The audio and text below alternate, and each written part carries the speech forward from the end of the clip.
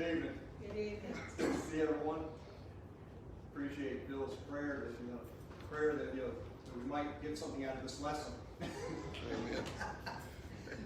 It's interesting in many things in life. We talk about different occupations and even in hobbies.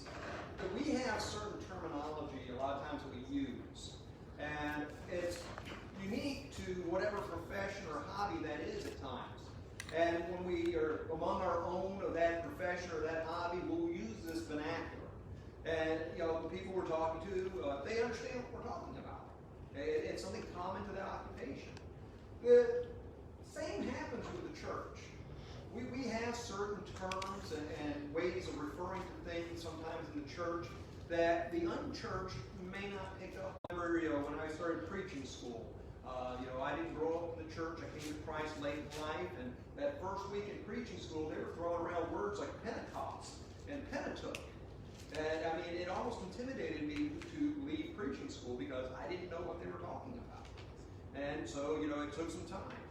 I was talking to a young man here about a week ago, and he was asking about the church, and so we were having a conversation about the church and about various things. And somewhere in our conversation, I had used the word apostate. And so this young man, he stops and he goes, wait a minute. Apostate. What is that? What does that mean? Does that have something to do with the apostles? And I kind of chuckled a little bit. No, it really doesn't have anything to do with the apostles per se. I guess you could tie it in a way. But he didn't know what apostate meant. And so, it's a term that I thought about, 10 years ago, I probably would not know what it meant either. But it's something that in my, daily dealings that I come up with, and, talking to others in the church, it is a term that, occasionally comes up, and we understand and know what we're talking about, especially, where Bible studies, the word would come up. I want to share with you something from the Hebrews epistle, in Hebrews chapter 10. And here the Hebrew writer is writing, and beginning in verse 26, he says, "For if we go on sinning deliberately after receiving the knowledge of the truth, there no longer remains a sacrifice for us." Well, the writer is speaking of those who were Christians. That they had believed and obeyed the gospel, they were Christians, and they had rejected the knowledge of the truth. They had turned away. And when we think about this word apostate, it means that they have turned away or forsaken their chosen religion. That they've turned away from God. And so the Hebrew writer here, he's talking about these, they had received the truth, but they had apostatized. They had turned away or abandoned Christ. And this is not the occasional or the accidental sin that the writer is talking about. He's talking about something that has become common practice and a characteristic of their life. And in fact, this goes back as we looked at verse 25, he talks about those who have forsaken the assembly, the gathering together of the saints. This isn't just an occasional missing. This isn't that, I was sick or my car broke down on the way to services. These are people who have abandoned the faith.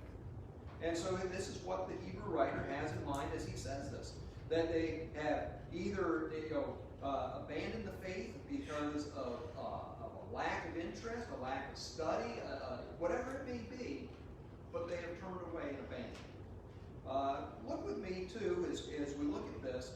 Christ, he says in here, that there no longer remains a sacrifice for sin. There's not another sacrifice after Christ.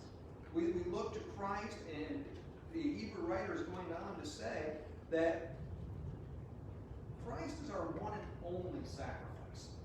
And to turn away from him, well, then there is no other sacrifice for us. There's not another in which we may be saved. And notice what he says as we go on to verse 27. He says then that all that remains is a fearful expectation of judgment and a fury of fire that will consume the adversaries. This is the end for those who turn away and reject Christ. Those who have apostatized. That they've turned away or abandoned their religion. And we can willfully turn away by our own choosing. But we can also also being led away by those that are not desirous of the truth, that have less than noble means. And so these are the two ways that we can fall away, through our own choice or being led away. Look with me to 2 Timothy chapter 3. In 2 Timothy chapter 3, Paul is writing to a young preacher by the name of Timothy. And in 2 Timothy 3 and verse 13, he writes to Timothy, while evil people and impostors will go on from bad to worse, deceiving and being deceived. Now, evil men, he's talking about those that have a detrimental character.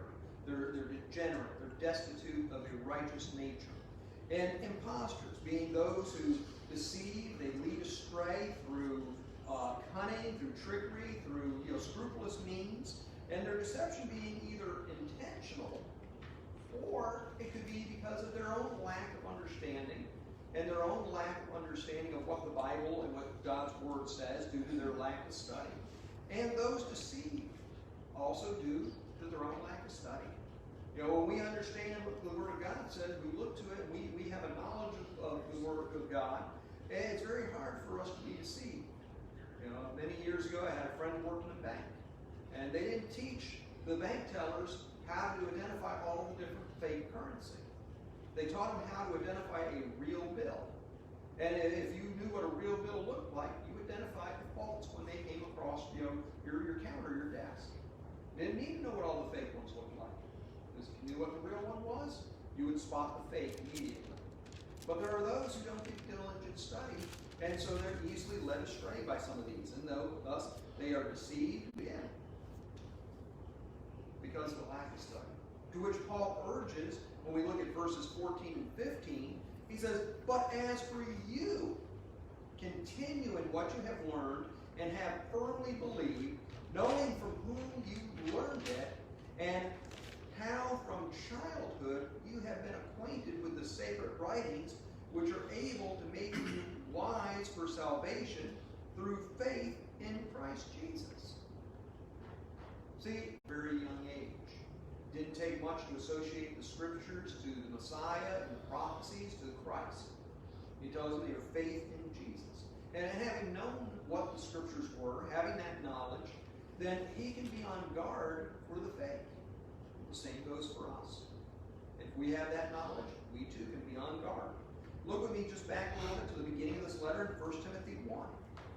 In 1 Timothy 1, Paul says, starting in verse 18, this charge I entrust you, Timothy, my child, in accordance with the prophecy previously made about you, that by them you may wage the good warfare, good conscience.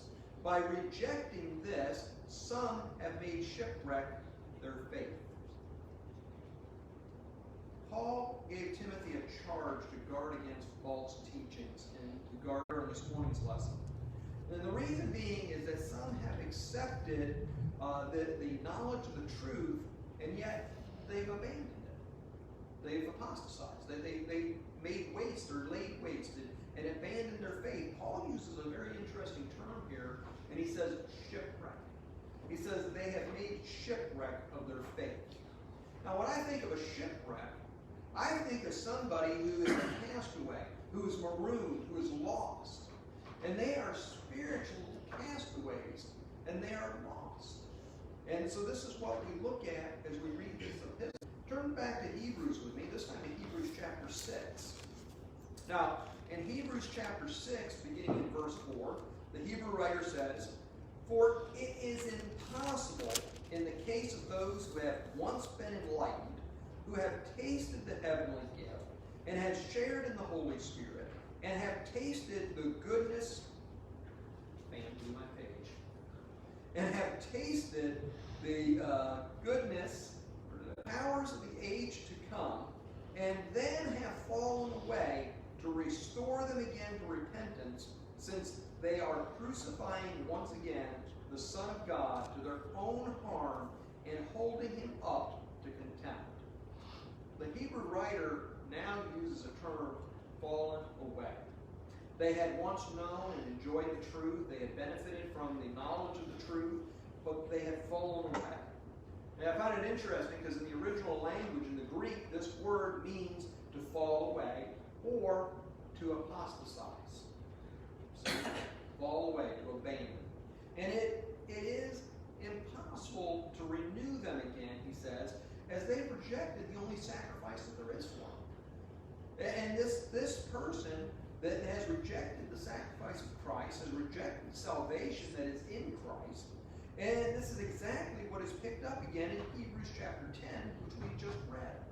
Now, without such a person's change of heart, without a penitent attitude, without their coming again to the faith through Christ, there's no other sacrifice for them. The sacrifice that we have. There's not another to come. He was once for all. And so after that, there's nothing left for them except a fearful expectation of the judgment to come. And there's no doubt, despite what some teach, that a child of God can fall away so as to be lost. If not, then why do we read such passages as this that warn of exactly that happening and of the judgment to come? Well, look with me to 2 Timothy in chapter 4.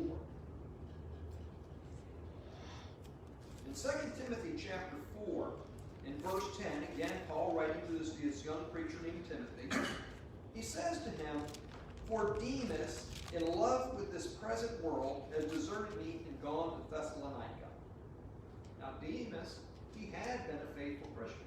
We know this because we read of him in Colossians 4 and verse 14. We read of him in Philemon 24. However, it seems that Demas did not hold up under the persecution. When the hard times settled in, Paul says here that he loved the world more. And he seems to, at this time of trial, rather than hold up, he ran. He fled. He apostatized. He gave in to the cares of this world. And he did not hold up to the hardships, as Paul talked about to Timothy, as a good soldier of Christ. He didn't maintain the warfare. He turned and he fled. And we see that Paul writes of this, that he abandoned the faith. He is left. He is gone. Well, look with me to Luke chapter 8. In Luke chapter 8, Jesus is giving the parable of the soil, the seed, we could say. We looked at this in Luke 8, verse 11. It says, "Now the parable is this, the seed is the word of God." And if you jump down to verse 13, he says, "And the ones on the rock are those who, when they hear the word, receive it with joy. But these have no root. They believe for a while, and in time of testing, fall away." Does it not sound like Demas? When he writes to Timothy to bring things to him, Demas has left me. He's gone back to Thessalonica. Presumably, there was good things stated, but the fact remains, Demas is left.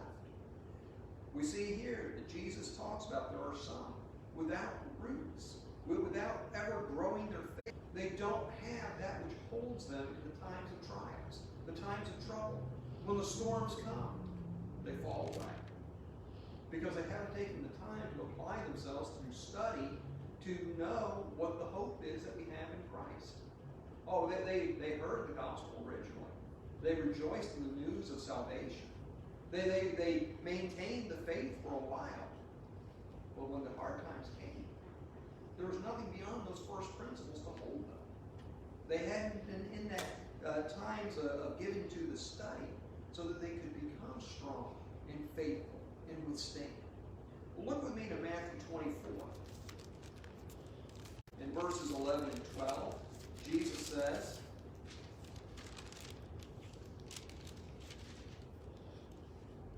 "And many false prophets will arise and lead many astray. And because lawlessness will be increased, the love of many will grow cold." Well, at the beginning of our lesson, I said there are two ways that we noted in this lesson that we can apostatize, that we can fall away. We can do it through our heart. We can do it through deception. We can be deceived if we haven't grounded ourselves in the faith. We can be led away. We can be led astray. And Jesus knew persecution was coming. And he's writing to his followers, and he admonished, no matter what happens, there are hard times coming. Several times we see in the epistles the warning that there are trials coming. There are going to be struggles. You are going to be persecuted for your faith. In the Gospels, Jesus himself had said, if they persecuted me, they are going to persecute you. A student is not greater than his teacher. Don't be deceived. Hard times will come. And if we're not grounded in faith, we're either going to willfully desert, or when somebody comes along and they teach some deceiving doctrine that sounds appealing to us, we're going to be led away. That's why we have to be grounded in the truth. And we see the warnings of false teachers throughout the New Testament. Acts chapter 8, 2 Corinthians chapter 11, Galatians 1, 2 Timothy 2. And these are just to name a few. Why the warnings? Because God wants to get our attention and wants to make us aware that we need to be strengthened in our faith. If we're not, then we're going to fall away one way or another. Well, but what is the fate of the apostate? That's really what one of the things we would really like to know, isn't it? I was talking to somebody earlier into this week and talking about, just attend the church of your choice. When we talk about salvation in Christ, Christ only has one church. And we see the church likened to being a bride and Jesus the husband. And I think of just choose the church of your choice. Imagine being in a party. You have a group of people. You have your spouse there. Does it matter who your spouse takes home? I want my spouse to go home with me. And I want my spouse to take me home. And then we think of the church as a bride. And Christ is the husband. Does it matter which church we attend? Does it matter? I think it does. Well, what is the fate of those who apostatize? Look at with me to 2 Peter chapter 2. 2 Peter chapter 2, beginning in verse 20. Peter writes, for if after they have escaped the defilements of the world through the knowledge of the Lord and Savior Jesus and then overcome, the last day has become worse for them than the first. For it would have been better for them never to have known the way of righteousness than after knowing it, to turn back from the holy commandment delivered to them. Now, after another warning about false teachers, Peter speaks of the end of those who have once obeyed the gospel. And the condition is worse for them being lost than it was before because they knew the truth. They had knowledge. They had been given the opportunity for salvation, and they had rejected that means of salvation and had turned back to the ways of the world. And deep inside, they know it. And the conscience convicts them. And we see this verse also understood with what we read in Hebrews 6 and verse 6. And after that they've fallen away, it's impossible to renew them because they rejected the only means of salvation. And as we read in 1 Thessalonians 5, verse 19, not to quench the Spirit, they've done just that. They have quenched the Spirit. Or as Paul would write to Timothy in 1 Timothy 5, verse 6, that though alive, they are dead. They're dead in sin and without hope. And there's no longer remains a sacrifice for them because Christ is the only atonement for sin that there is. Now, if we reject the knowledge of Christ, we reject the salvation that He offers, that He has provided through the cross, if we turn away from that, there is nothing else except as the judgment to come. Well, what should be the faithful's response then when we know of a brother or sister who's fallen away? Knowing what we know, that it is possible to fall away, to know that there is a judgment coming, that those fallen away, those lost, will be lost eternally, what should be our response? Look with me to Galatians chapter 6. Galatians chapter 6 and verse 1, Paul writes, brothers, if anyone is caught in transgression, you who are spiritual should restore him in a spirit of gentleness. Keep tempted. James would also write in James chapter 5, verses 19 and 20, about one who has turned away to sin and restoring such a person. And we see in both cases, those who wander from the truth, the response of the faithful should be to seek out and to restore them, to bring them back to the truth. In doing such, there's two things we know. We have to be, one, careful of our own salvation. We never want to look down on somebody who's lost. We never want to look down on somebody who's fallen away. We never want to use terms such as "I told you so." We want to be careful that we don't take and jeopardize our own salvation through pride or selfishness. And also, through James, we learn that not only do we have an obligation to reach out to those lost, to save their souls, but if we know of somebody who's lost, and we don't take and react and do something in an attempt to try and restore their souls, we also may be held liable in the judgment for our lack of doing anything. I think in 4 verse 17, that he who knows to do good and does not do it, to him it is sin. How much sin is it when we know a brother or sister is lost and we do nothing? And we know that. We all know somebody who's fallen away, but we need to keep reaching out to them, making attempts to restore them for their soul and for our own also. Paul writes that there will be a day of judgment. He says we're all going to stand before the judgment seat of Christ, and we're going to answer for the things we've done in the body, whether good or bad. God sees all. He knows our heart. We have to constantly then be diligent, as Paul would write to Timothy, to make ourselves, to be diligent to present yourselves approved to God, rightly dividing the word of truth. We need to be learning God's word so as to apply it in our lives, to be pleasing to God, but also to be careful not to apostatize, to fall away. And also with that knowledge, if we know of those who've fallen away, we have an obligation and a duty to reach out and try and restore them. This evening, let us each examine our own selves. Let us think about how we're living. Are we living in a way that is falling away? Or are we living in a way that's forward to the day of judgment? Looking forward to the day of judgment? But in a way, we are. We're looking forward to that time when Christ will return and will bring us home. At that same time, though, there's a bit of sorrow. We know there's not going to be some in that procession going to heaven. There are going to be some lost. But let me put it to you this way. Anyone who is lost,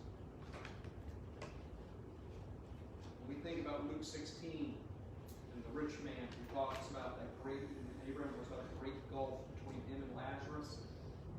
Let's make sure anyone on the other side of that gulf, that gap, had to get there by jumping over us, kicking and screaming.